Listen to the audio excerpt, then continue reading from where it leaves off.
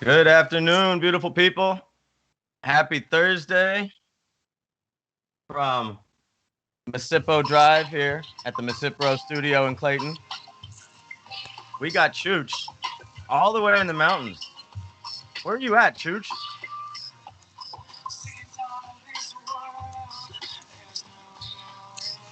Chooch, you got me. You got a beautiful background.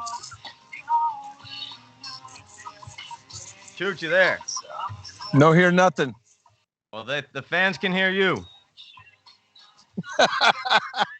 Well, what is going on, everyone, man? Coming to you live from heavenly California, Lake Tahoe. You got the MisippBROS on a Thursday, man, as we knock it out on our grand tour, Mondays and Thursdays, baby. We do it from anywhere. Big Bro coming to you live from here. People would love to see that with their own HD lenses. I tell you what. Are you at Heavenly Resort in Tahoe? You got that right, man. Very nice. You got that right, man. Just got off the gondola and a roller coaster, dude. Have you been up here to the roller coaster where you look out over the freaking lake as you bank hard left, dude? You know, I can't say I have. I usually save all of my roller coaster rides for our nieces and nephews. You know, this spine only has so much left in it in terms of malleability. But hey, I want to say happy Thursday. I want to say, you know what day it is. Why would I be wearing this hat?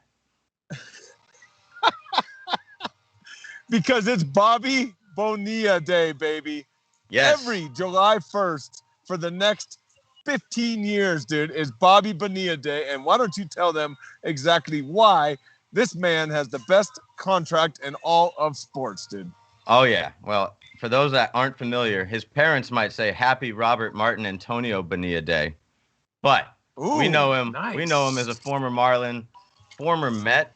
For all parts of 2 seasons, that was it. 2 years he was a Met. I know he's so famous for getting the contract from them, but he only played parts of 2 years. Yeah, we do remember him on more National League teams besides the Mets, but this is what happened, folks. In the year 2001, it was agreed, part of a buyout, the Mets, instead of giving him $5.9 million to walk in 2001, it was negotiated by some super agent, I'm lacking his name, said, you know what, instead of 5.9 to walk away, how about we defer for 10 years? And instead, you can pay us $1.2 million every July 1st for 25 years. Damn, dude. That is the negotiation of our lifetime, dude. Period. That's the negotiation of our lifetime. I don't know. I'd be kissing my agent's ring, dude, every July 1st until this contract is over, dude. You set my family up for life. I love you. I picture his house with cupboards barren at the end of June. His wine rack is almost empty. Yes. Whatever party favors he takes apart in, you know, they're at the end of the bag. And then July 1st hits, man. Tell me he's not out spending some money today. Dude, top ramen on June 29th and 30th for like 2 days straight, dude. Yep. Yes, and then renting out a whole Benihana hibachi grill for the next couple days. Yeah. Flip the shrimp into my hat, would you? I don't wear Mr. Met often, but thank you, dude. Mets. That's a great cap, dude. I love the Mr. Met, dude. That's a great cap, man. Dude, Bobby Bonilla Day, dude. That's I mean, the Mets are paying for it they got an owner now who doesn't really care because the guy's worth billions, dude. But still, it's a hilarious series of events to get to this point where every July 1st, he gets over $1 million. I saw 1.19 1.2 taxes. Yeah, 1.19. You nailed it. Now, right, when he gets that over the course of 25 years, dude, it amounts to $29.8 million, which is I don't know, about 23 more than they would have given him back in 2001. Dude, oh God, dude, is that just? I mean, oh wait a minute, I get 28 million instead of 5. Yeah, thank you so much. It's a bit of a gut punch to the New York Mets. Every July 1st, you know, their checkbooks, they're like, oh, we're really paying this guy. We've paid him to go away 20 years ago, and we're still paying him. Now, did you see the New York Mets also got another gut punch yesterday in the form of a 20-2 trouncing by the Atlanta Braves? And it's all part of a bigger story at work here, Chooch. I don't know if you know this. I don't know if our listeners know this. So much of the year we've spent talking, where's the offense? It's so hard to hit. There's so many strikeouts. There are home runs, but there's a lot of strikeouts, a lot of tough pitches to hit. I want to talk about the sticky ban and how it might relate to this. But let me just tell you, the league-wide batting average before the sticky ban, 236. The league-wide average since the sticky ban, 247. Yeah. Now, it all added up to yesterday. Yesterday became the highest scoring day in 120 years in Major League Baseball. We had blowouts all over the place. Well, dude, I think what you're getting at, man, is that the sticky stuff no more in the game. So guess what? The hitters are actually, you think better, but they're just the way they were. That's it. Wow. That's it, dude. And because now the pitchers don't have that advantage anymore. The sticky stuff is gone, and now these pitchers have to actually pitch. And we saw what happened to Aroldis Chapman yesterday, didn't we? Let's talk just a little bit about the scoring though, real quick. I don't know if you realize the scores yesterday were like this. Yes. Nationals 15, Rays 6, Brewers 15, Cubs 7, Tigers 9, Indians 4, Marlins 11, Phillies 6. And did you see what happened to Shohei Ohtani in the Bronx? Did you see what happened to Shohei Ohtani in the Bronx? Yes, I did. Okay. I did. He didn't even get out of the first inning, dude. Shohei was victimized by the Yankees, sitting all over that fastball, avoiding the splitter. He gave up 7 earned in the first inning. Did you know this? The Angels went on to win the game. Yes, because they came back against Aroldis with 7 in the 9th. And you know our boy Ed was screaming, dude, at me on the text. The season's over. This sucks. Chapman's terrible. They need to get rid of Boone. Cashman's the worst GM. I love Yankee fan, dude. They are over dramatic and they love it. And here it is, July 1st, and the season's already over. They may as well pack it in, right? He gave up. Aroldis gave up. Yeah, sorry about that. Typical New York freak out, right? You can rest your head on those 28 trophies or whatever it is that you guys got. 27, anyways, dude. Come on. 27. All right. Yes, that's right. Girardi always wore the number that would be next. So he wore 28 during his last days. Well, yeah, too bad he didn't get it there. Anyways. He hung a slider to a lefty. Jared Walsh hit a grand slam off him. Jared Walsh having an all-star caliber year out of nowhere. Sure is. Who hits grand slams off Aroldis Chapman's fastball? Nobody. But Aroldis Chapman's slider, Jose Altuve knows something about that. Yep. Same with, remember, dude, in the playoffs, dude, Rajay Davis, dude, taking him yak. Man, that was awesome as well. That was a legendary game that vaulted the Indians to the World Series. It sure did, man. That was a great playoffs, dude. And, Chapman has a lot, he's got he's one of the prolific relievers, but man, does he have a lot of meltdowns, bro. Epic meltdowns, dude, in the 9th. And especially in playoff games, dude. So, I don't think the Yankees are too confident going into this trade deadline, man. They're going to need to make some moves. But you know what? Who cares? It's the Yankees. It's good when they're in the headlines and making all the bad news, dude, because baseball's better when the Yankees are struggling. Well, I think we can agree on that. And it's funny to me to look up in the standings and see the Red Sox. It seems like the Red Sox have a championship caliber year, followed by just a tank job for 2 years, whether they're rotating managers, trading star players. The Red Sox just seem to do this. They're either on top of the standings or at the bottom. I can't figure it out. Yeah, man, I know. They went through a bad stretch, man. Dombrowski was there for a while, got them a World Series. That's what he's there for. And now he's in Philly. That'll see how that works out, Dombrowski's always been the kind of guy, man, with Detroit. And before that, even the Marlins, dude. That's going way back. He just spends and then dumps. And then that's what he did with the Red Sox, dude. So they take a couple years to freaking reshuffle the deck, dude. And now they got another guy in there, and look at him go, dude. Hey, look at this, dude. The Red Sox, the Giants, right? 2 teams that were supposed to be average. Oh, they're not going to do too good. Dude, they're in first place in their respective divisions, and it's July 1st, dude. Something to be said for a good front office, huh? Yeah, I believe so. And the Giants definitely have the depth. They're pitching at top of the league levels, leading the league in ERA, I believe. They're leading the league in defense. I mean, you're not going to lose more games than you're going to win with those type of figures. And we talked about it on Monday's cast. They're hitting a butt ton of homers, someone might say. They're hitting a lot of home runs lately. Plug in anybody. It just seems like they got that magic bug, kind of like they did in 2010, 2012, 2014, and it speaks a ton to team chemistry. It does, dude. You got that right. There's no doubt about it, man.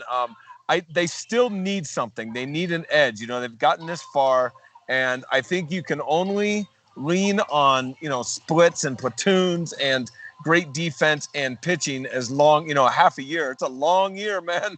And so they got half the year left, dude. They're going to need to go out and get something like a Max Scherzer, someone like that I don't think the Nationals are going to give up anyway. Someone like that. On a Michael Fulmer from Detroit or something, because you can get away with it for a while, but remember, dude, they're always looking at the Dodgers and now the Padres. That is a hell of a division to watch, and they better bone up, dude, because the Dodgers are coming. Dodgers haven't even played their best ball, and they're right on their heels still, dude. Oh yeah, Padres winners of the 9 of their last 10. Dodgers always right behind the Giants. This is the NL West standings. Giants with 50, Dodgers with 49, Padres with 49.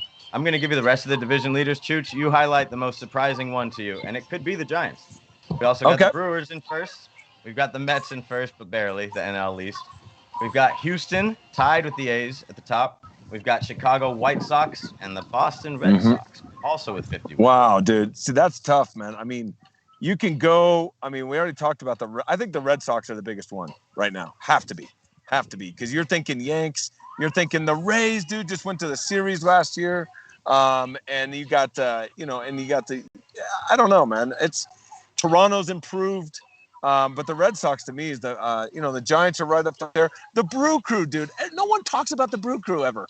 And all they do is stay in contention and make the playoffs, dude. They have incredible. They have some of the nastiest individual pitchers with the nastiest individual pitches. And I'm talking Corbin Burns and the start he had this year. I think he struck 60 people out before he walked somebody. That's normal. Brandon Woodruff is mowing people down. Get used to the name Woodruff if you haven't, fans. And then they got two of the deadliest bullpen weapons I think I've ever laid eyes on in Josh Hader and Devin Williams. Well, you laid eyes on, maybe right now you're remembering, but don't forget about Mariano Rivera, my friend. Ultimate. I didn't put them at the top. Just what's going on right now. All right. Yeah. But yes, right now, most definitely. And I just thought about, I watched Corbin Burns play it. I went to a game at St. Mary's College with a scout buddy of mine. You know him, man. Michael Mayer, maybe. Anyways, what's up, Mike, if you're checking in, dude? He's living the coast life down San Luis Obispo, dude. He's living good. He was doing an article for Baseball America. And he said, hey, you want to come out and watch this kid? He's really good. And, dude, I saw him pitch, bro. I was like, that guy is really good. I'm going to be interested to see how Burns and Woodruff do now after this, after the tacky substance scandal stuff goes away, after they don't use it anymore. What's his last start look like, dude? I haven't looked. I'll pull that up for you. I can do that. But let me say. And Woodruff, dude. I'd like to take a look at Woodruff, too. We might have some fans with a keen ear. Is that some Paramore in the background? I'm gonna say yes. Yeah, dude, I'm having a little bit of trouble hearing you, dude. But that's all right. It's too much of that Paramore action in the background. I know our listeners can hear it up. Do not. I won't be screen sharing. That's all right. We're gonna keep the stats on this screen, so I can use this screen to talk to all you beautiful people. Yeah, don't. We'll figure that out soon, man. But you long story short, dude, Corbin Burns' last start or how his season's going? Chooch, you with us? You want to hear about Corbin Burns' last start or how his season is going? Could you at least smile for the people if you're going to nod your head? Yeah, well, I'm nodding my head because, hey, man, I'm listening to the cool music out here. It's a beautiful day, dude. It's really, really nice. You have no idea how blurry. Take a look around, dude, and you got to take that blur off your screen, my man. That doesn't do us any good. So anyway, Chooch, are you with us? Are we about to cut bait? You good? All right, the adventures of Chooch continue, people, as he seeks the perfect Wi-Fi connection near the perfect redwood. That search will probably continue on into the future. And hopefully you all enjoy his beautiful mug. All right, man. Well, you want me hanging around, dude, or what's going on, man? I think you can take it from here, my man. Well, let me know if you got any NBA playoff talk in you. How's the connection? All right. All right, man. Hey, I love you guys, man. MisippBROS Mondays and Thursdays, dude. And we are just getting started, getting better and better every time. I'll tell you later, man. Love you, bro. Out from Heavenly. I'll see you later, bro. All right, friends. Well, thank you for tuning in the first ever Sippo solo sesh. I know we weren't quite prepared for it, but I've been pretty good at improvising over the course of my life. I will appreciate this, though. Anyone that's still out there with us, if you want to hit the chat at an even better pace, faster pace, bring it. I got some things to talk about, but Lord knows I'm only one man. So, transitioning. Thanks for sticking with us. I don't know if anyone's been watching the NBA playoffs. Maybe your favorite local teams are out. Sixers, Warriors, Lakers. Oh, God. But the NBA playoffs have been laced with intrigue and injury, in my opinion. You got new stars ascending to new heights. Devin Booker, DeAndre Ayton on the Suns. You got Trae Young blossoming right in front of our eyes with the Hawks. Giannis taking his team to the next level along with Chris Middleton. However, it was another cruel reminder just how wild the sport's been in this playoffs. Giannis went straight ostrich knee. I feared the worst when I saw his knee bend in a way it shouldn't. But I guess he reminded us all why he is an elite athlete, because I guess it was just a hyperextension. He is out for tonight's game. Keep an eye on that. Trae Young also nursing a bone bruise in his foot. I know what that feels like. It is not fun. You will definitely stay hobbled on one of those things. So here's the hoping we can at least have a healthy finish to the Eastern Conference Finals, where a hungry, energized Suns team awaits. This isn't a spoiler alert. It's a simple prediction. I think it's the Suns' year. From the Suns in 4-guy game to Chris Paul rising to the finals for the first time to Devin Booker breaking out, it just seems like they got all the right ingredients to really make it happen this year. And I'm expecting big things from the Suns in the finals. Hopefully against a healthy Bucks team, and possibly against a banged-up Bucks team or a banged-up Hawks team. You hate to see it. But it's been kind of the theme of the playoffs this year. It's a bunch of have-nots in terms of repeat champions against a bunch of injured rosters. And we saw it with the Clippers as well, losing Kawhi. The Nets losing James Harden. It's just league-wide. Anthony Davis, he's always hurt. But anyway, who we got on the chat? Anybody want to say hello? Anybody been craving some one-on-one time? I hate hanging out by myself. I think most of our listeners know that. Anyway, moving on. Wanted to talk a little bit about athletes doing too much in the form of, sorry to bring this guy back. It's been a while since we heard from him. Deshaun Watson. Hope you're well. Hope things shake themselves out. Hope the truth comes out. That's most important. You hate to see a guy with so much potential, with such a firm grasp on stardom, do anything to lose it. Do anything to lose it all. You might not play again. We'll see. Again, hope the truth comes out and the cream rises to the top, as you will. But Trevor Bauer, he made the news again, not for a typical reason. Some grisly details coming out from an accusation from a lady friend. Guess they had some consensual sex that ended up a bit rough. I never mean to make light of anything physical abuse, mental abuse, anything in between. It's just kind of alarming, the details that are coming out in these accusations, going into people who enjoy asphyxiation during hot and heavy times.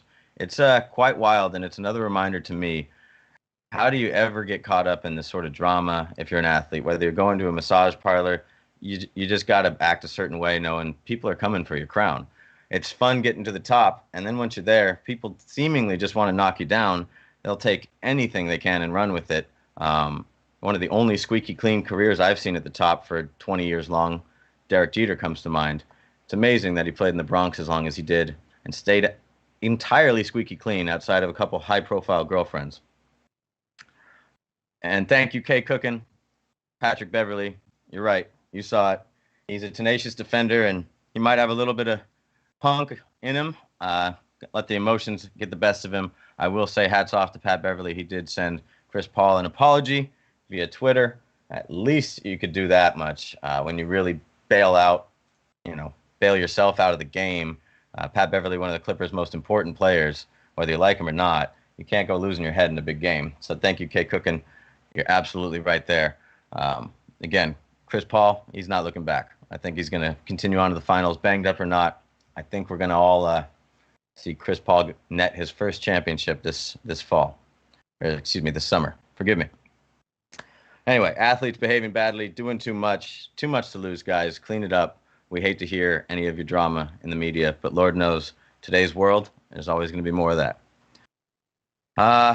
Let's see. I promised I'd talk about it. I got the right shirt on. Some of our fans might be getting familiar with the sport of disc golf. And by the way, for the full view, it does say I'd hit that. Disc, chains, I'd hit it. You should too. Anyway, if anybody saw the drama that unfolded over the weekend in Utah at the PDGA World Championships, it's one of the most incredible individual moments I've seen in sports. I'm not trying to overhype this. All you have to do is go on YouTube and search James Conrad, holy shot. Or even better, search John Boy, disc golf. You know you've made it in sports when you get a good old John Boy breakdown. And for those that don't know, James Conrad was the athlete, if you will, the one throwing the disc from about 267 feet away, needed to hit this birdie in order to force a playoff or at least have a chance to. And again, I wish I could pull it up on screen here. I shared it to my YouTube or to my Facebook page, my personal Facebook page. But again, all it takes is James Conrad, holy shot, or go for the John Boy breakdown. It's worth a watch. You'll see the pandemonium that explodes. It kind of reminds me of a little Happy Gilmore element of the traditional golf sport. You remember the movie Happy Gilmore. It was golf, but it had an edge. He would celebrate. He would dance around. Heck, he might even punch Bob Barker. One of the better scenes you'll ever see in a Billy Madison Happy Gilmore production. But when the disc hit the chains, pandemonium, mayhem, people running around, people without shirts on, guys diving into the water. It's worth a shot. It absolutely was a pinnacle moment for the sport. And in no time flat did it lead to ESPN partnering up with the PDGA to promise more live events on their networks. So move aside cornhole beanbag toss. Go back to the Ocho. Disc golf appears here to stay after a year of tremendous growth through the pandemic. I hate saying through the pandemic or before the pandemic, but it's fact. It's always long been a friendly sport for the pandemic. It's an individual sport with your own equipment. You can get out there. You can play at public courses. You can go and search some of the more legendary courses. But what I'm getting at is, of course, the sport grew during a year like we just had. And it's the perfect time. It's the perfect moment that this happened. And we, disc golf aficionados, new fans of the sport, future fans, I think you're going to enjoy some coverage on ESPN. I know I'm looking forward to it. And again, watch James Conrad's holy shot if you haven't. What else do we got? I could definitely use my big bro here, but I think I'm sailing along a little bit. I can hear you.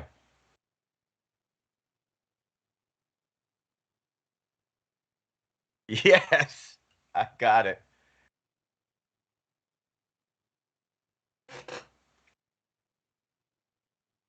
And unmistakably.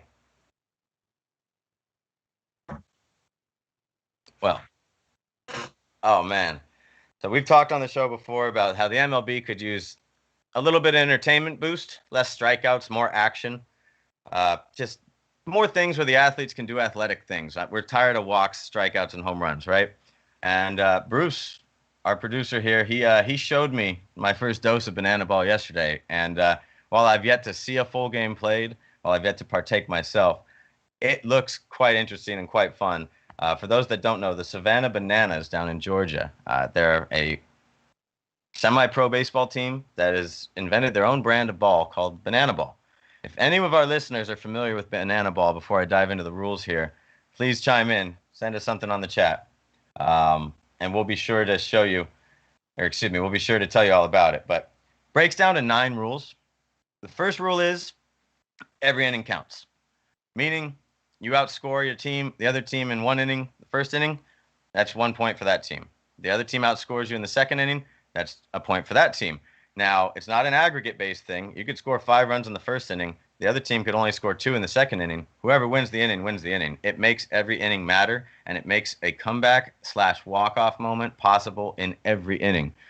Again, the inning's over when the home team assumes the lead if they do. So can you imagine a 7 or 9 inning baseball game with multiple walk-off opportunities? That's entertainment. Number 2, there's a 2-hour time limit. No ifs, ands, or buts. Baseball can take 3.5 hours, 4 hours sometimes. Even the most keen baseball fans, even the geeks like myself, it can be a lot, especially for a day at the park, especially for a family with kids, all those things. So 2-hour time limit, no ifs, ands, or buts. In the spirit of keeping the action going, no stepping out. The batter will not step out of the box, or else they're penalized with a strike. Step out of the box during a 1-2 count, you're out. Number 4, no bunting. Self-explanatory. Swing the bat. Number 5, it's really interesting, folks. Batters can steal first. It can happen on any pitch. Let me give you an example. Let's say you're facing Jacob deGrom himself in banana ball. You're probably not going to get a hit off of him. He's probably not going to walk you. If he threw 1 ball in the dirt at any point in time, you can take off and steal first base. Let me tell you, it would make any wild pitch during any time, any situation, much more interesting than the current brand of MLB baseball. Oh, I wish Chad was hearing about this. I don't know if he knows about banana ball, but I feel like we'd get some old school pushback from him. But also, he might be intrigued by the action. Moving on, rule number 6. I think he could. I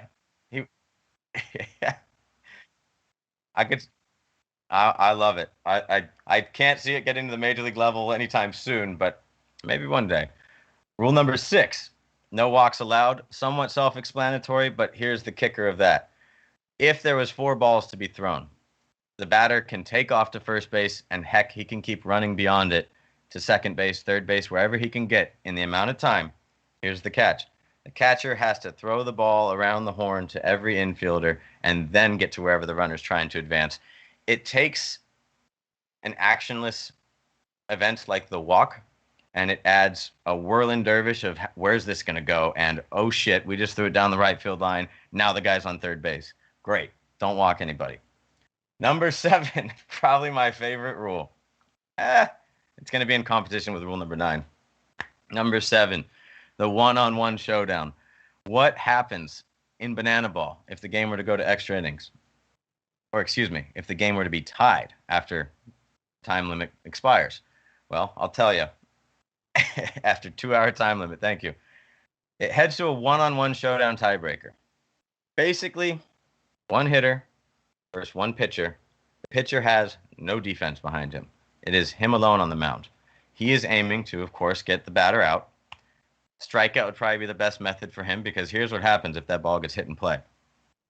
Pitcher throws a pitch, it gets hit, dead center field. It's in the park, but it's going. The pitcher himself has to go and get that ball before the runner can presumably get home. I think I like his chances if you hit one to the wall. But the one-on-one showdown is literally the pitcher, and he is the entire defense against just the batter. I think it'd lead to some memorable moments, as silly as they might be. Number 8, no mound visits. Self-explanatory. No old men waddling out to the mound. Actually, funny quick thing real quick. I think about this more than I should. You look around at other sports, NBA, NHL, NFL, and the coaches, they're all either dressed in a polo, some sort of khaki, in the case of NBA, a 3-piece suit looking sharp. Baseball remains the only sport. Old. For the manager, it looks like he's dressed to play. So, yes, the mound visit always reminds me of this. Giants fans know Bruce Bochy just shuffling his feet out there, grunting under his breath. He's looked better in a uniform years ago, but that's okay. No hate. Just saying, no mound visits is okay with me in banana ball. Lastly, This might be my favorite rule. Talk about a home field advantage potential. If a fan catches the ball, it's an out. Doesn't matter if it's the home fans. Doesn't matter if it's an away fan. Whoever's batting would be the victim of the out. Can you imagine a packed stadium with fans tuned in, wanting to catch the ball, ready to catch the ball? We talk about it all the time on MisippBROS, the attention span in baseball, trying to watch an entire game, keeping your eyes on the action. Well, guess what? I'm going to take less trips to the concessions if I could literally impact the game by catching a ball. What if I got the last out? Come on. There's a lot of potential in that. Some might see it as silly, but just think of the entertainment value. And that's what Banana Ball would really be all about. So, Big Bruce, thank you so much. Thank you for sharing that with me. Friends, there is a great YouTube breakdown, way better than I could do it. Just simply search Changing the Game of Baseball, Banana Ball, or I'm sure Banana Ball would suffice. So, save the banana, play some Banana Ball.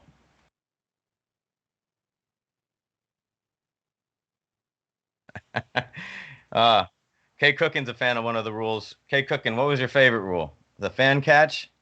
The one-on-one showdown? Different rule? Let me know. But moving on, while K. Cookin lets us know exactly what rule she'd love to see most in Banana Ball. We got a home run derby and an all-star game coming to Denver, Colorado. As a lifelong fan of baseball, as someone who's always wanted to attend the home run derby, just wanted to announce for the first time, I just might, and I just will. This July 12th, going to be meeting up with one of our listeners, Desert Todd, the Slob Father, Todd Angstad. If you're listening, I'll see you in Denver, whether you believe it or not. And while I'd hope to catch a ball in the bleachers, that's TBD, friends, unless we want to sponsor SIP's trip to Colorado. Them seats is $600 to sit in the bleachers. I just can't wait to maybe be under a hailstorm of home runs. Judging by home runs I've seen in the past, especially with the new 4-minute format, there's well over 150 home runs hit at every derby. It is one of my lifelong dreams to catch a ball. For way too many years, I watched the kids that are privileged enough to be on the field during the home run derby. They range from ages 6 to 15, if I had to guess. I always wanted to be one of those little dudes on the field going after a ball. I always hated it when they missed them. I always thought I could catch them, but that's just me. K. Cookin, Rule 7 through 9, yes. The one-on-one showdown, no mound visits, and the fan catch. How much it would add? MLB could borrow one or two of these. It would be the perfect spice for a sport that's constantly trying to reinvent itself, trying to slow things down, speed things up, change the ball, change the grip. It's been nauseating. And the way they're going, hell, they could use some Banana Ball. So thank you, K. Cookin, for pitching in. Yes, home run derby and all-star game in Colorado. I can't think of a better venue for a home run derby. So whether I'm in the stands, a.k.a. the bleachers, or somewhere down the third baseline, just wanted to say maybe we can catch some live coverage from Coors Field, especially if I get a ball. But more on that later, like next show. Anyway, just want to wrap this up. Some of my fans, friends know I got a certain aesthetic when it comes to sports. Look good, play good. Look good, feel good, play good. Whether you're the athlete themselves or the fan watching. And the NFL is going to have some new optics coming to it in the coming years. Number one, players can wear pretty much any damn number they want now. Whether you're a linebacker, a wide receiver, you can wear numbers all the way down to the single digits now. It's going to create a little bit of an adjustment from traditionally seeing linebackers wear numbers in the 50s and 90s. So now number 7 will be sacking the quarterback. It's going to look a lot more like the college sport. Optics are going to take some getting used to. Might be mostly my gripe, but I know Tom Brady's not a fan. Anyway, beyond that, NFL will also be reintroducing throwback uniforms featuring matching helmets. Now, this might not seem like a big deal to most, but some classic throwback jerseys that we can think of right off the top of our heads. The Tampa Bay Buccaneers orange creamsicle jerseys. They were so ugly, they were good. The Houston Oilers baby blues. Okay. Now, even if a team were to bring those out, the Tennessee Titans want to wear some Oilers throwbacks. The Buccaneers wear the orange creamsicles. For whatever reason, I don't know who makes these decisions. The team had to still wear their primary helmet. So for the Bucs, that would be pewter and burgundy with the creamsicle jersey, so they never do it. Why would they? That would look hideous, horrendous. So I don't know what it takes to pass these sort of rules, but the NFL will be allowing teams to wear matching throwback helmets. As a fan of the sport, why would that ever be in the way? I don't understand. It's just more marketing, more money. The NFL's down for that. So jersey aesthetics, they matter to Mark. Maybe they matter to you. Coming next fall. Money makes the NFL go round, that's for sure. That is for sure. Last thing I wanted to do is, as we do a quick little farewell, the MisippBROS are going to be looking to be live every Monday, every Thursday at noon. And wouldn't you know, as soon as we start to get some real momentum towards that, thank you, Bruce, a major part of that, getting this off the ground, loving the visuals, loving the interaction. Keep it up, my man. But as we proceed to this Monday, Thursday momentum, next Monday up in the air, I'll announce on my Facebook page if we're getting to it. It is a holiday. We imagine all you beautiful people will be out on boats, not giving a dang about the MisippBROS, as maybe you should on such a day. Happy birthday, America. July 4th is this Sunday, of course, but the July 4th holiday observed will be Monday the 5th. Again, stay tuned to see if we make that Monday show. We'll have to get Chooch out of the woods one of these days. He loves it, though. And definitely back to our usual programming by Thursday if we're not on Monday of next week. And by that Thursday episode, I should definitely have an answer of where I'll be sitting at Coors Field for the Home Run Derby. And we'll see if some GoPros can bring you the action live. We'll do our best. I'll at least capture some cool sights and sounds getting back to the ballpark. And it should be a full ballpark. That'll be cool to see. So as the MisippBROS strive forward, I came across a Pablo Picasso quote that resonated with me. I just wanted to share it with everybody in case it inspires you like it did me. The meaning of life is to find your gift. The purpose of life is to give it away. Whatever your gifts, people, I hope you're aware of them. I hope you're trying to discover them. I certainly hope you're trying to share them with the world. Thank you for joining my Sip Talk. Thank you, Mom. Shout